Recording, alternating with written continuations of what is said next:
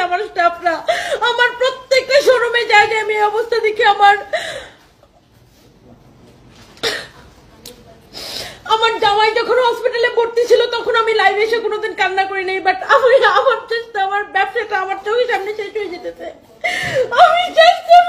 আমি আমার নিজের এখন আমার জাস্ট পাগল পাগল লাগে। আমি জানি না, আমি খাই না, আমি ঘুমাই না, আমি সারাদিনে কিচ্ছু খাই না, আমি এত পরিশ্রম করতেছি এখন, বাট আমার স্টাফরা জাস্ট আমাকে শেষ করে দিতেছে। আমি জানি না ওরা কি প্ল্যান করে এগুলা করতেছে না কি করতেছে, আমি জানি না। বিশ্বাস করবেন না, গত রাতে আমি 4টা পর্যন্ত ওদেরকে নিয়ে বুঝাইছি।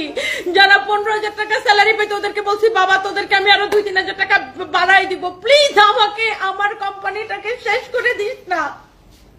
বাট আমি যেইখানে যাই সেইখানে এই অবস্থা আমার।